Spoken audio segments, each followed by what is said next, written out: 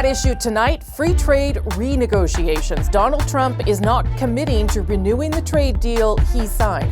It expires in about a year, and we'll either let it expire or we'll maybe work out another deal with Mexico and Canada. One of his trade representatives says the U.S. could withdraw from the deal altogether. The Liberals say they are working to keep it. We will work to protect what we've gained in CUSMA.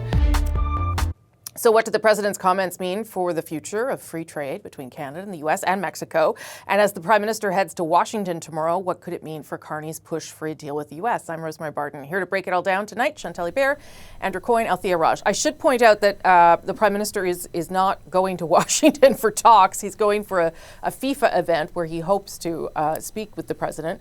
But Andrew, I'm going to start with you this week. What do you make there of where this is going, or whether this gives us any indication? Because I do think that it sort of stepped up the rhetoric, at least, about the threat of the U.S. just walking away entirely. Yeah, it's not a threat that we've never heard before from Donald Trump. It's part of the art of the deal, if I can use that hackneyed line. It's also, something you would make reasonable steps to try to avert. I don't think anybody disputes that. But at the end of the day, if you're going to be in any negotiations of any kind, you have to be prepared to walk away from the table if the terms are not to your liking. And we have to be able to wrap our mind around that possibility. It's not the end of the world. It wouldn't be good, but Canada existed before the free trade agreement, and it would exist after one. I'm not saying we should do that. I'm not saying we should be too hasty to walk away from the table. But if we don't establish to ourselves, as much as to our negotiating partners, that we have some kind of bottom line, then we'll just be taken to the cleaners. But if Trump is prepared to walk away, I mean, that's what he's signaling effectively, Althia. How does the Canadian government respond to that, knowing that it could all fall apart? I don't think it changes anything, because if he intended to actually walk away, he would say this. If he intended not to walk away, he would still say this. What's happening in Washington this week is a public hearing of basically what the U.S. trade rep has to tell Congress what its position is early in the new year, and we will know what the U.S. government intends to do. And so this is all perhaps blustering, perhaps not, but we already have a pretty good idea of what it is that they would like fixed if we do review it to fix it. I think it would be quite surprising, frankly, if the president decides on July 1st that actually he wants to renew the deal for another 16 years. I don't think that's going to happen. And the default, if we don't renegotiate something, is that we go from year to year. Mm-hmm. And that also serves the Americans' purposes, because I don't know, in the lead up to the midterms, they want to blow everything apart. But they do want to create uncertainty, just as they have. And a year-to-year review would create that uncertainty. So, they hold pretty decent cards, and we will have a better idea of where the conversation goes early in the new year. Though a year-to-year review, Chantal, for Canada wouldn't be terrible either, I would think, because then you're sort of waiting out, as Althia says, the midterms and the president potentially. Up to a point, but I do agree that whatever was said this week is not anything that you should take to the bank and take too seriously. Why? Because it could change next week or next month. But what it does say about year-to-year reviews is that if the U.S. is going to come around to merits of CUSMA, it's going to be through internal pressure in the U.S. and not anything we say. And true, we cannot be going around saying we want this deal to remain at all costs, because then you might as well not come to the table. Why negotiate with someone who can send you his terms and you can sign off your rendition and move on from there? But I think it would be a mistake to hang on to every signal that comes from Washington until it's actually a real signal. For sure. And that's why I was a little reluctant to talk about it tonight, frankly. But because the Prime Minister is going down there tomorrow for the FIFA draw, because the President of Mexico is going, and there is a hope that the three of them talk in some way. I would note that Dominic LeBlanc is in Mexico City doing some trade stuff on that front. I wonder, Andrew, whether this could be the opportunity or the moment to try and restart at least the sectoral talks that might be happening kind of informally, but aren't really happening. Well, I hope we're having talks with the Mexicans in particular. The more alarming signal, whatever you want to call it, that came out in the last couple of days was this idea that maybe they'll do separate deals with Mexico and with Canada. Again, could just be rhetoric. But I made this point before, you don't want to be the spokes to the Americans' hub. If you have two separate agreements, then it absolutely favors the Americans that you can locate your plant in the States and have access to all three markets, and it would be the only country that would have that access. So I think we really want to make sure that we're doing common cause with the Mexicans, strengthen numbers. This is the recurring theme whether you're talking about Trump's domestic opponents or whether you're talking about the international arena. Don't allow them to pick you off one by one. Form a common front. And so is there any kind of pressure then, Althia, on the Prime Minister tomorrow when he goes to do this soccer event with the President? Well, I mean, I think there'll be pressure from the media that has gone to see him do this about, what have you accomplished, the normal questions. But the two are still talking in a social manner, so it's not like the door is completely closed. I don't know that there's actual interest from the Canadian government to move on sectoral talks if they have to concede more than they were willing to concede earlier in the fall, because the conversation in the United States is turning, and it's turning in our favor against the president's agenda. So it's not a bad strategy to not capitulate right away. I would say on the Mexico front, I mean, that has long been the Canadian strategy to make sure that Mexico is still at the table, that we're still building, except for that little blip. Remember when we had Doug Ford say that actually we'd be better off without the Mexicans? But what you do realize listening to these talks in Washington this week is that there are way more concerns about the deal with Mexico as a partner than with Canada. And there are things that we have done that probably will hurt us in negotiations in terms of, I think it's debatable whether we lived up to our end of the bargain on dairy, for example, and allowing American access into Canada. So I do think everybody knows kind of where the ball is going, though, so none of this is too surprising. Last word to you, Chantal, on this. Yeah, well, from the Carney government's perspective, no one wants to bring home sectoral deals that involve concessions that will cost you more than the success of getting a deal. So I kind of get the hesitation or the well-disguised eagerness to resume conversations on sectoral trade deals, because what if you come home and you say, I have a win, and then people look at the cost of the win and you actually do worse for those concessions than for the credit you hoped from getting a deal. At issue, the French language debate. The return of Marc Miller to cabinet as Minister of Canadian Identity and responsible for official languages has fired up a number of Quebec politicians, particularly after Miller said he was fed up with the politicization of the issue. Premier François Legault called the minister a disgrace to all Quebecers. I've been part of a government that recognized the decline of the French language across Canada and modified the law on official languages. It's nice to talk, but actions count, and I think I've proved myself. So what does this battle over language mean for the Liberals in Ottawa? How is it being used by politicians inside Quebec? Let's bring everyone back. Chantal, Andrew, and Althia. So this not only riled up the Premier, who we've talked about before in Quebec, is struggling mightily politically, but it also riled up the leader of the Parti Québécois, who went after some of the leaders in the cultural community in Quebec for applauding the idea that Minister Miller was from Quebec and is back in cabinet.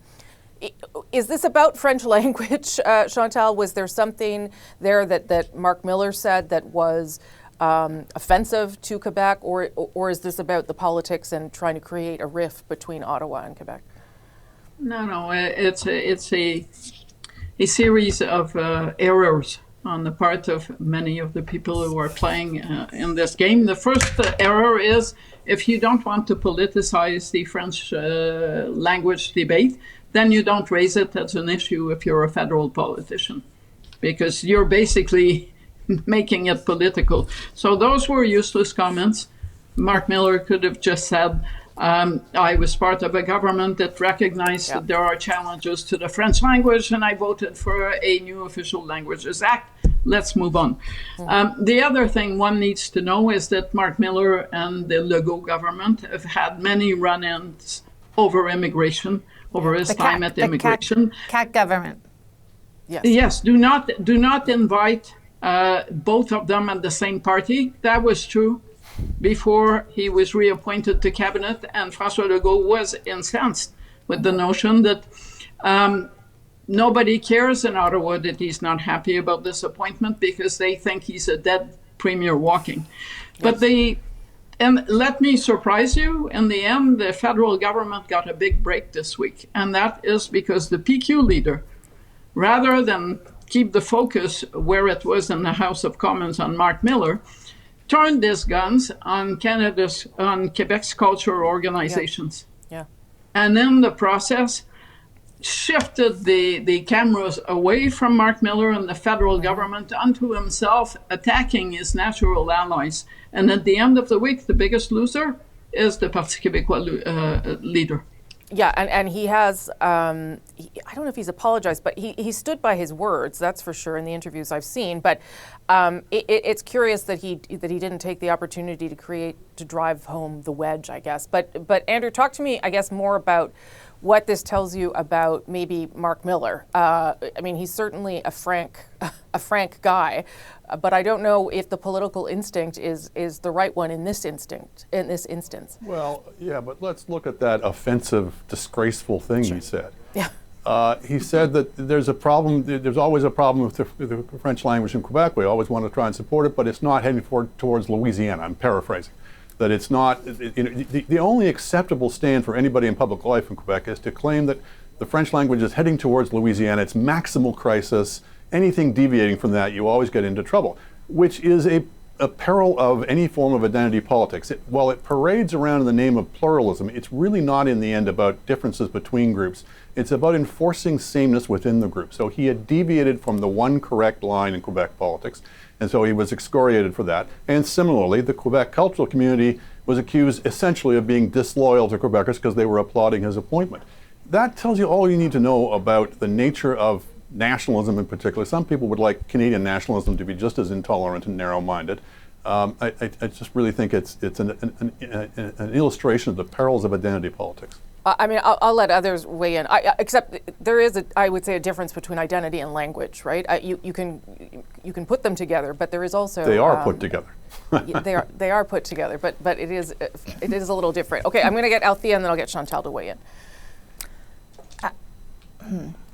Where to start? So on Mark Miller, I don't want to criticize a politician, because there's not that many of them, who actually tries to answer the substance of a reporter's question. So do I think he regrets what he said and the way he said it? Absolutely. But it's also sometimes, kind of refreshing to have somebody that doesn't just speak in canned lines. And part of this is also, I believe, Minister Miller reflecting on some of the old battles, that, to Andrew's point, that are about identity, like Bill 21 and now Bill 21 2.0.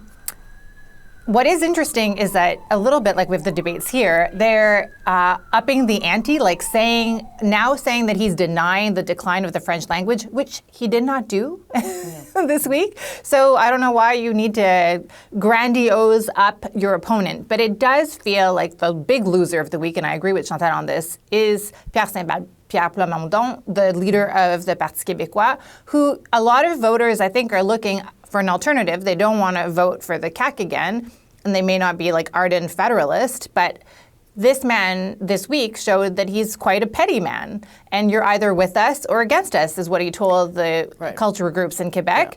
All because their great affront was that they sent a welcome to the new heritage minister. And then it's like you're intellectually was dishonest, vacuous, intellectually vacuous. They're groveling to the federal government. They should, like, I am filled with shame because they should be filled with shame about being so supported by federal dollars. And this is why they can't take part in this conversation. Is this the man that you want to have as the Premier of Quebec? Yeah. I think it's been a terrible, terrible look. And, the week started off bad for Mark Miller, but he's probably really happy the way things turned out. Yeah, it also seemed like really old-fashioned arguments from the leader of the Parti Québécois, frankly, like arguments that you would have heard decades ago. But Chantal, give me your take. Actually, not that old-fashioned in the sense that I can't imagine Jacques Parizeau or Lucien Bouchard or René Lévesque ever going after the culture community. Yeah, because they're their allies. In that fashion. He literally accused them of lacking loyalty in Quebec. No one's talking about Mark Miller anymore here. They're all talking about Paul Saint-Pierre Plamondon and his strange sense that if you're not with him, you're disloyal to Quebec. So I understand that Mr. Miller did not want to cause whatever happened, but at the end of the day, it turned out to make life a lot easier for the Carney government. It allowed the Carney government to feature a budget that was actually pretty good for the culture file, not just in Quebec, but across the board. And it actually served to remind Quebecers that the federal government, when it comes to culture, is a major partner in this province. And that matters on a week when they have a former environment minister going on every platform saying how the government is failing on climate. So unexpected Christmas gift came early, and thank you, Parti Québécois should be what Mr. Carney should be saying. Last 30 to you or so, Andrew? I just have a quick note on the Guilbeault and the MOU file. The recent polling out of Quebec shows that 42% favor the MOU to 23% against, so a strong plurality, even in Quebec, in favor of the MOU. You have to let me qualify this. The issue isn't, do you care about the pipeline far away? The issue is, do you trust Mark Carney to be who you thought he was? Well, and again nobody has asked that. Again, if you look at the approval polls, he's outpolling Guilbeault 2-1. Okay. I think we all need to wait for the Léger poll in Quebec before we weigh in on that issue, because the sample size will be a lot larger. You know what Andrew did, though? Andrew just decided to start talking about something he wanted to talk about. So I don't know what's going on. At issue, BC Conservatives. John Rustad initially fought back against a caucus revolt, calling on the leader to resign, but says he will now leave to avoid a civil war. At a time when the Conservative Party was virtually non-existent and people took their chance on me, the Conservative Party will win this next election.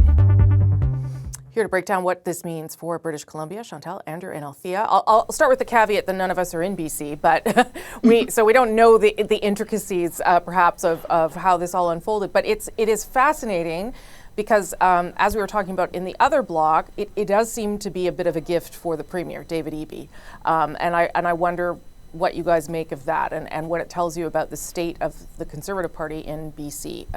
Andrew, you want to go first there? Sure. I mean, it's not necessarily a gift to Eby because this has been debilitating the Conservatives for some time. And so getting something over with and picking a new leader may be to their benefit, but we'll see. Yeah. But it's an illustration of the peril. When a political party grows too fast, it can really cause it problems. This is a party that benefited enormously from the collapse of the old BC Liberals, later renamed the BC United.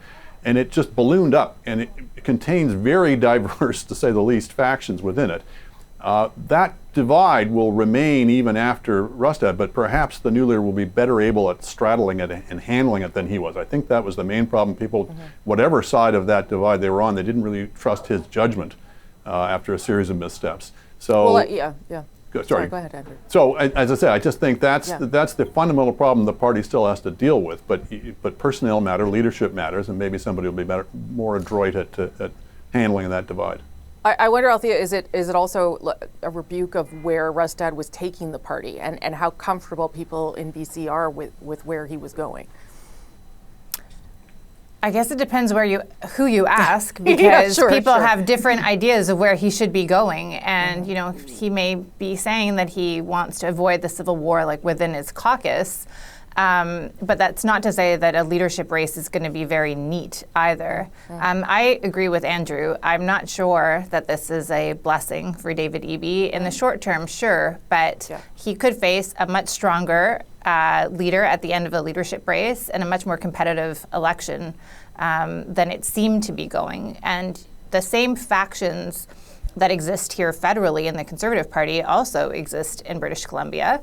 And for a while, it seemed like the federal Liberal voters in British Columbia had sided with David Eby, but now that, the tired New Democrat government, will they try to, reassert themselves in, what used to be the BC Liberal Party? That is the other governing option, right? So it's going to be a really interesting leadership race to watch.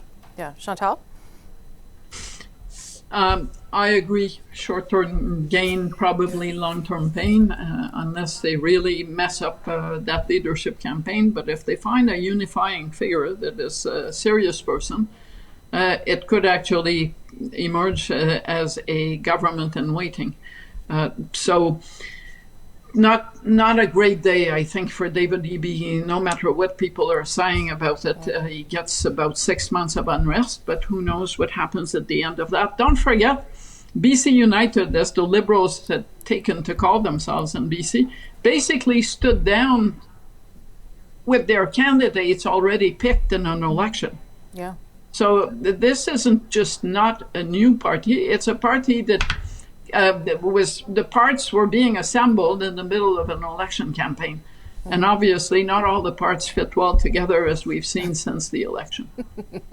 And Okay, they so came I'm so the only close one that thought to it was good remind for Eby. people that Sorry, are go ahead, not Althia.